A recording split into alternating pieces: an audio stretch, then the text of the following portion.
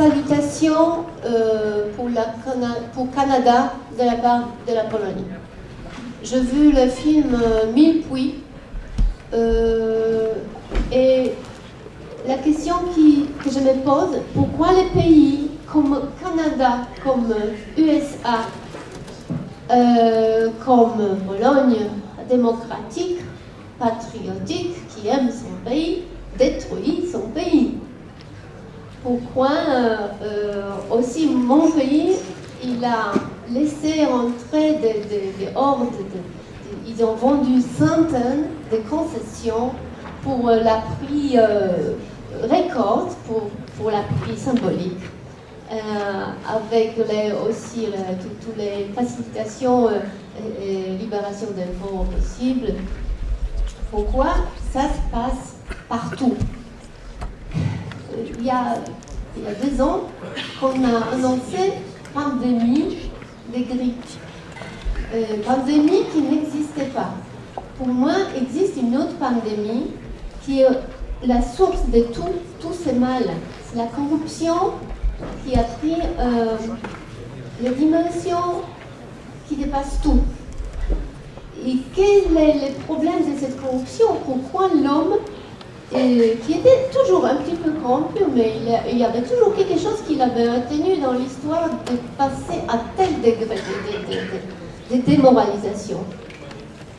Je vois qu'une seule, que l'homme, depuis plusieurs dizaines d'années, s'est laissé convaincre qu'il y a que les pulsions. Il n'est pas obligé d'être moral dans ses actions pour gagner l'argent. Et je pense que tous les moyens qu'on peut trouver actuellement sont impuissants parce que la richesse des multinationales et leur organisation dépassent tous nos moyens au niveau national, au niveau régulation démocratique. Les politiciens sont comme les arbres. S'ils sont poussés d'un côté par les multinationales, par leur richesse, il faut quelque chose qui les soutient pour qu'ils tiennent debout. Sinon, ils laissent vendre leurs terres et la corruption, voilà, après la gâchiste, c'est les OGM qui rentrent. Les rôles des organisations comme Greenpeace en Pologne, elle est double parce que dans leur site n'existe pas le mot gâchiste. Ils ne se battent pas contre les gâchistes, ils se battent pour l'Antarctique, pour l'ours polaire. Ils tirent les voix ailleurs, à l'extérieur. Malheureusement, merci. Oui. Et aussi Havas, qu'est-ce que vous pensez d'Havas? À mon avis, je me pose la question. D'accord, merci. Je vous donne pas mon avis sur la position comme Greenpeace parce que c'est pas tout à fait vrai. Bonjour. Premièrement, j'aimerais d'abord remercier la table pour la qualité des interventions. Surtout pour poser une question au représentant canadien. Il a parlé de la volonté de créer des pipelines qui amèneraient ce gaz soit au niveau du pétrole gaz de schiste, soit même au niveau des sables bitumeux, et qu'il y a un mouvement, et moi j'en ai entendu parler par un autre camarade canadien, semble-t-il, il y a un très fort mouvement contre non seulement ces constructions de pipelines, mais avec l'objectif de dire pas 1 litre de ce sale pétrole ne coulera dans ces pipelines. Et je trouve que l'objectif est politiquement très important. Je pense qu'il est très juste aussi par rapport à l'intérêt à la fois des Canadiens et à la fois aussi de ceux qui recevraient ce sale pétrole.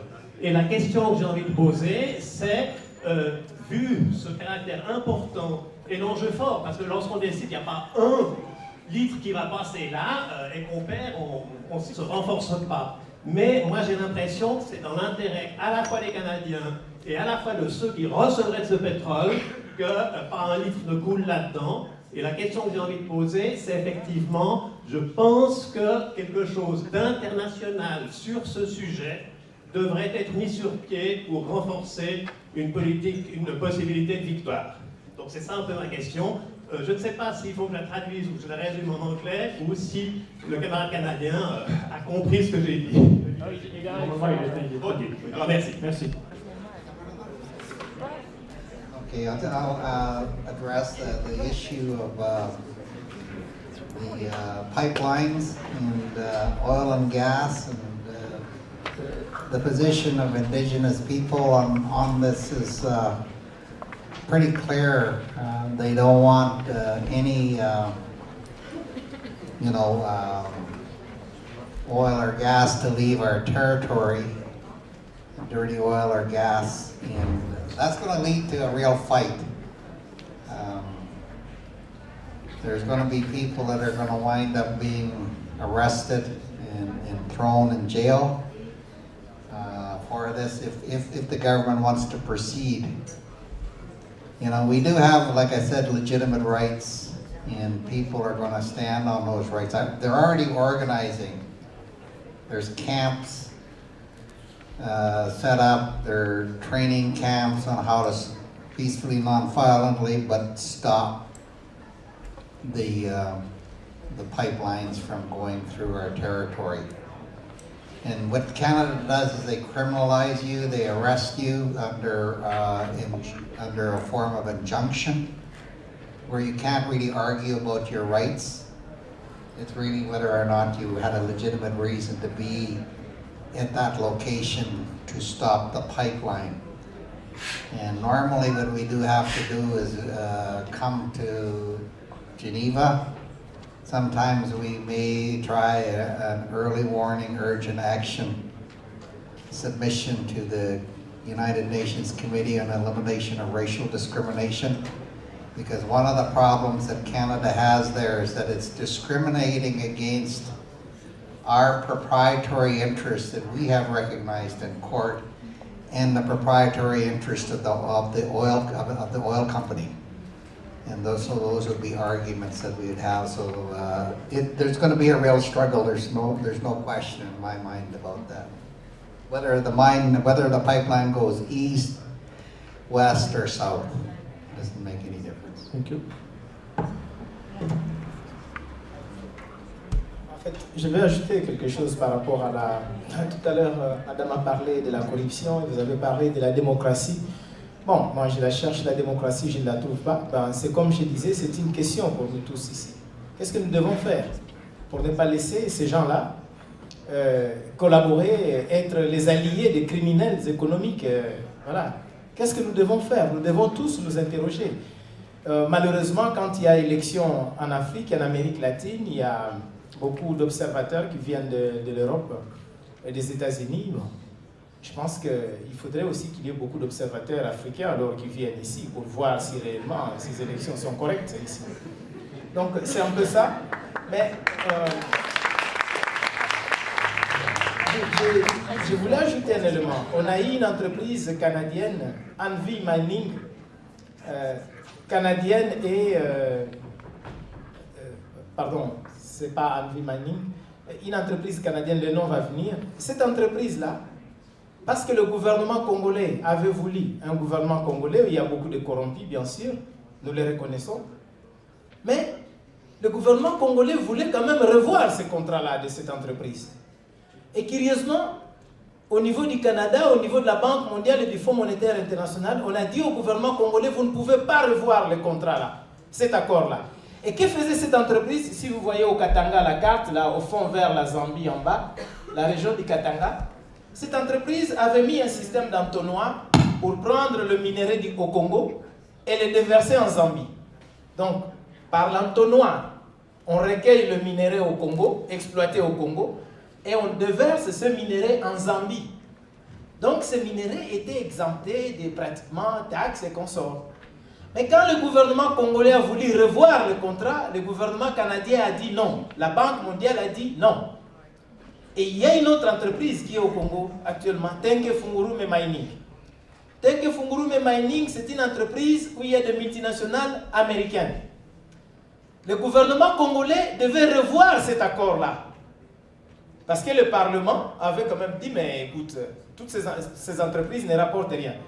Je vous assure que le gouvernement américain, la Banque mondiale et toutes les structures de l'OCDE ont dit, vous ne pouvez pas revoir cet accord. Et jusqu'aujourd'hui, Tenke Fungurume Mining est là avec un accord bidon. Parce que tout le monde a refusé. Mais, quand les Chinois sont arrivés au Congo pour signer un accord bidon au Congo, un accord de 9 milliards de dollars pour 600 millions de tonnes de cuivre, 8 millions de tonnes de cuivre, 8 millions de tonnes de cuivre que les Chinois vont prendre au Congo. 8 millions, vous commencez par 1 tonne, 100 tonnes, 1000 tonnes, 1 million et 8 millions de tonnes de cuivre.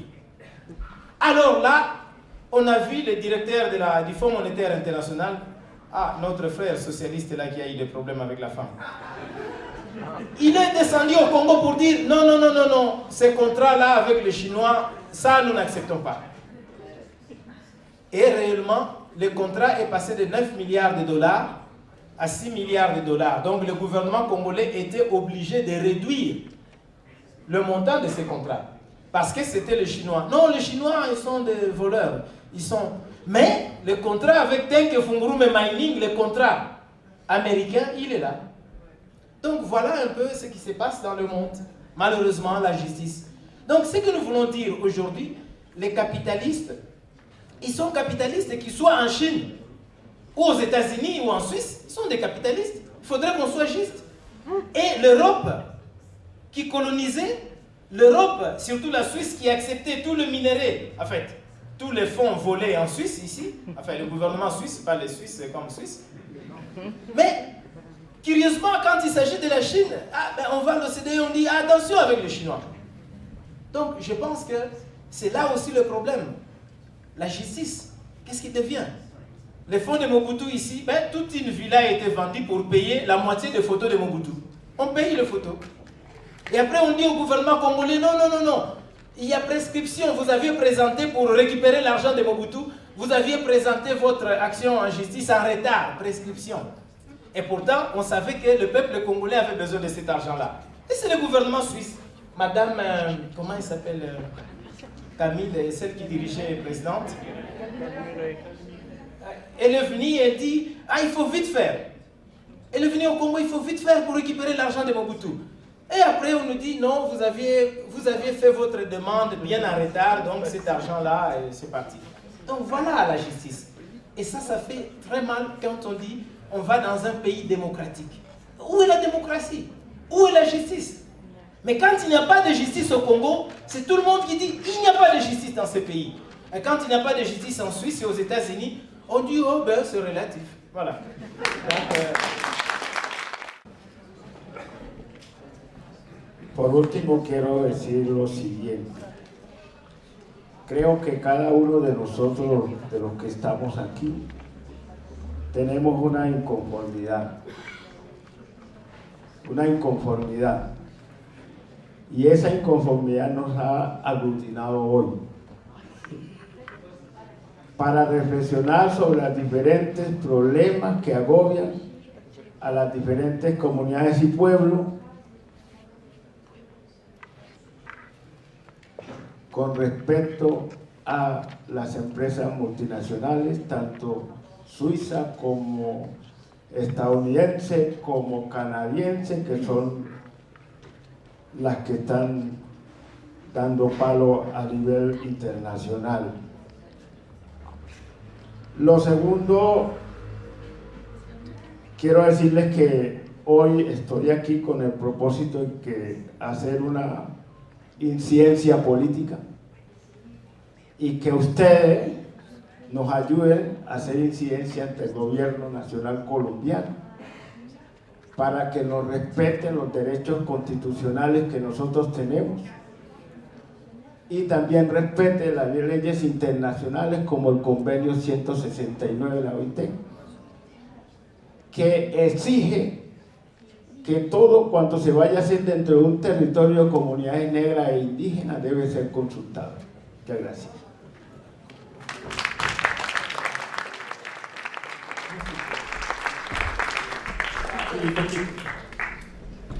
Voilà, je pense que nous nous sommes réunis aujourd'hui ici tous parce que nous sommes inconformes avec l'état qu'on a dans le monde.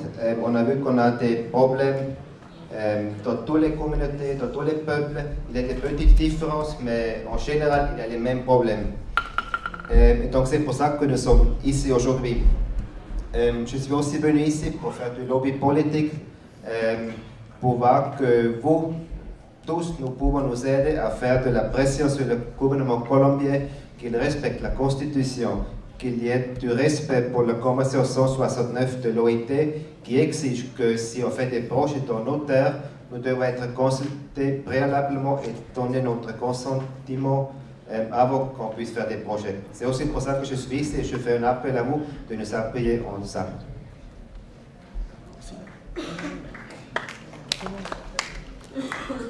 Bueno, mi comentario final es en respuesta a la inquietud que planteabas y creemos que sí, hay muchas organizaciones, muchas ONGs, muchas peleas, este mundo no funciona bien, pero lastimosamente las corporaciones tienen un poder en los medios de comunicación, un poder en los gobiernos locales, un poder de incidencia política muy alta, que nos lleva a puntos tan graves como que en Colombia esta realidad que les he presentado hoy con Américo es desconocida, y si no es desconocida es ignorada, y si no es ignorada, bueno, básicamente la gente continúa con su indiferencia diaria.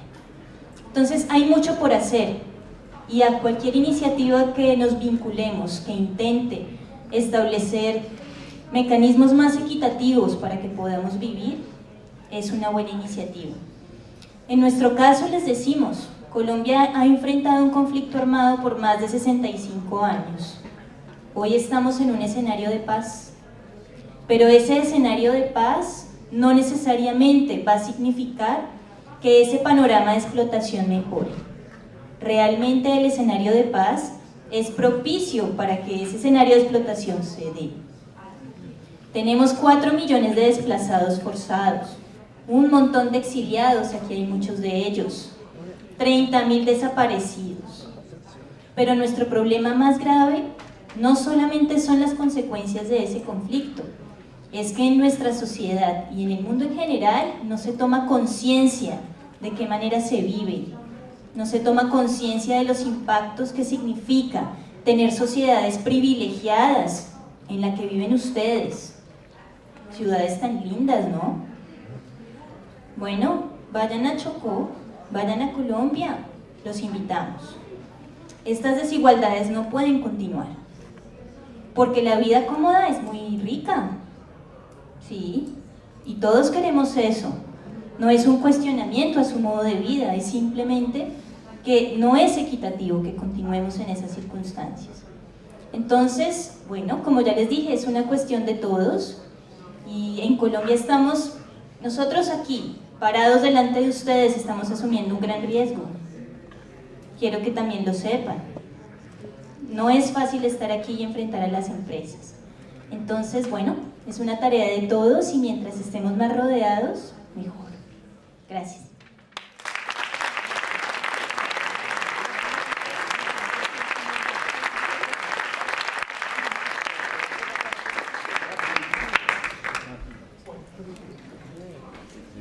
Voilà, très brièvement, c'est vrai qu'il y a beaucoup des ONG, beaucoup des associations qui travaillent, mais c'est aussi vrai que le pouvoir des entreprises multinationales est très très fort dans les médias, dans les gouvernements. Et par exemple en Colombie, notre réalité que nous venons de raconter à vous n'est pas connue, ou si elle est connue, elle est ignorée. Donc c'est un défi assez fort. Nous vivons à la Colombie depuis 65 ans un conflit armé. Maintenant, il y a un scénario de possible paix entre la situation et le gouvernement.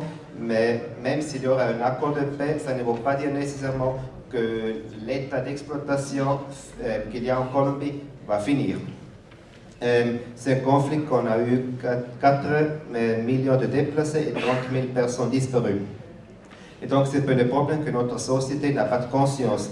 Et aussi l'inégalité entre les gens qui ont beaucoup de bénéfices, beaucoup d'avantages, et les gens pauvres. Donc aussi une invitation à vous tous de venir à la Colombie, au Chocó, et connaître notre réalité. Voilà.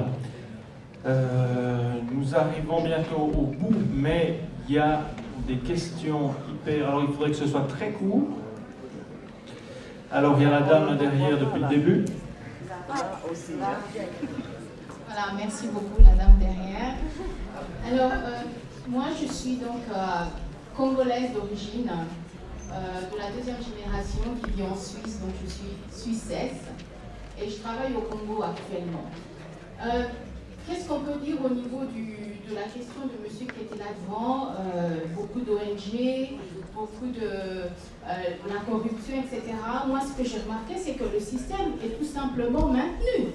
Le système est maintenu par le gouvernement français, américain, suisse, la coopération suisse, etc.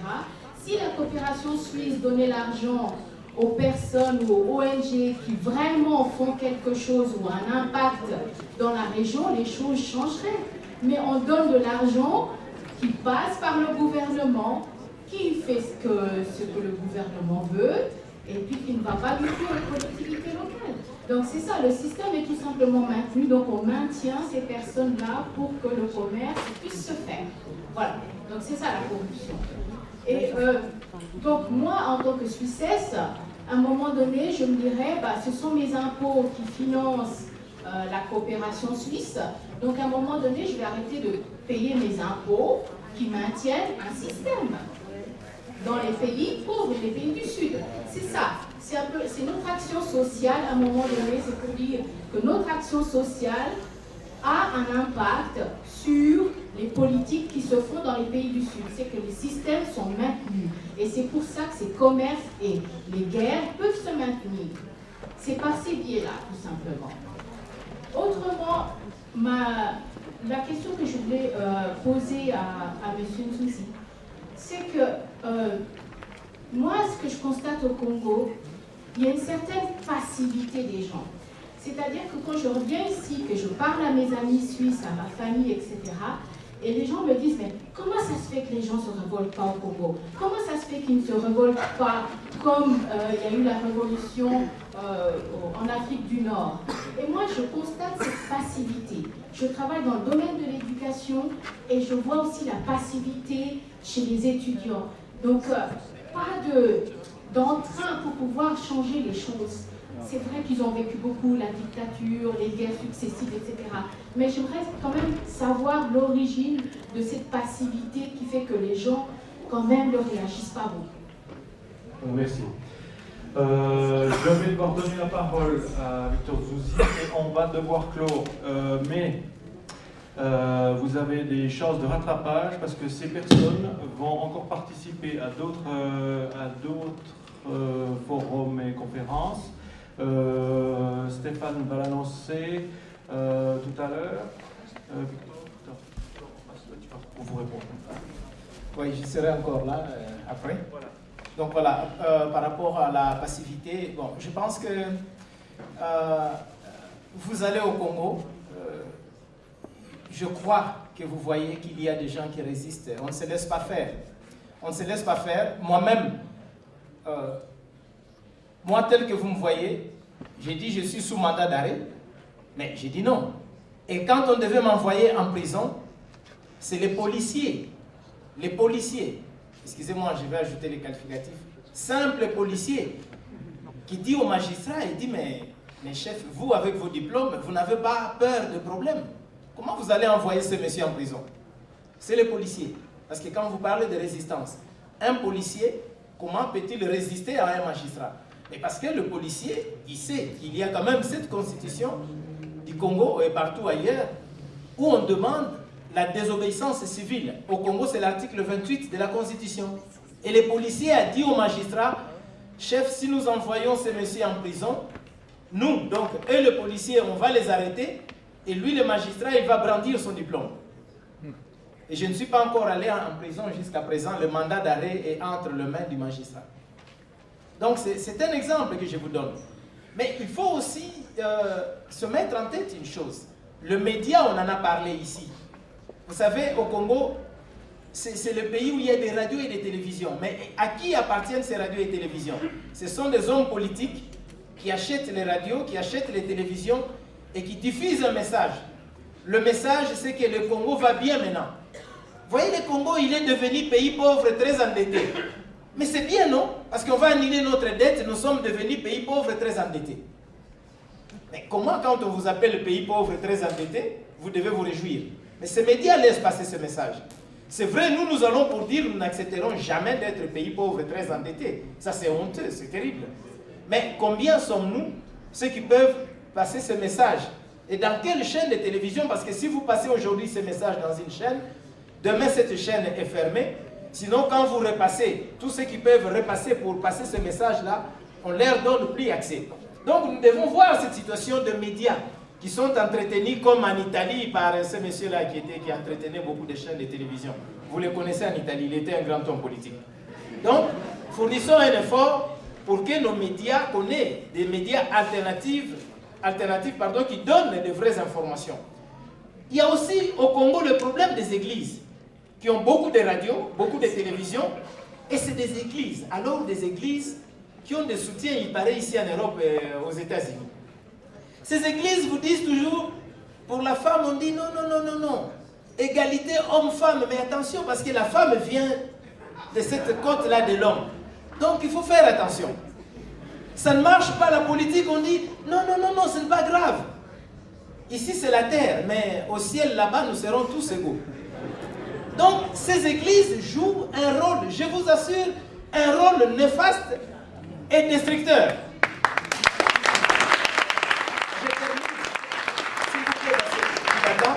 Je termine par un élément. Au Congo, le réveil du Congo va être le réveil du monde. Parce que l'uranium aujourd'hui, si vous avez une arme de destruction massive, on ne peut pas, il ne faut pas en avoir, c'est dangereux. Mais dès que vous en avez, vous commencez à faire peur aux gens. Mais le Congo a l'uranium. Même si on fabriquait un carton là, on dit, bon, voilà, c'est une arme de destruction massive. Voilà, nous avons cette arme-là. On ne la fabrique pas. Mais si on les dit, nous maîtrisons l'uranium, même si nous ne fabriquons pas l'arme, tout le monde aura peur. Donc, ce que je voulais dire, c'est qu'au Congo, on a joué sur l'enseignement, sur l'éducation. Ce qui se passe par rapport au niveau, à la qualité de l'enseignement qui a baissé, c'est une stratégie, c'est un complot international par ce multinational-là. C'est un complot international pour que ces jeunes Congolais ne réfléchissent pas, n'aillent pas au-delà.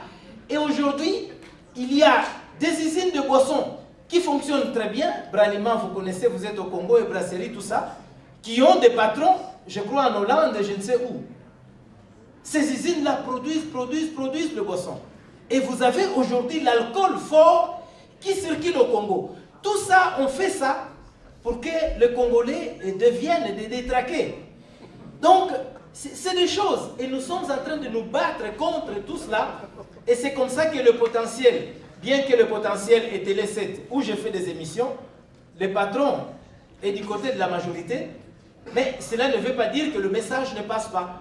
On organise une série de conférences dans les universités pour éveiller la conscience des étudiants. Et c'est des conférences avec plus de 1000 étudiants. Et c'est chaque samedi comme ça. Chaque samedi. Et nous le faisons dans d'autres universités, même moi qui suis au village, dans le fin fond. Donc nous le faisons, ne vous en faites pas, ça va venir et ce n'est pas trop loin. Ça va venir. Merci beaucoup.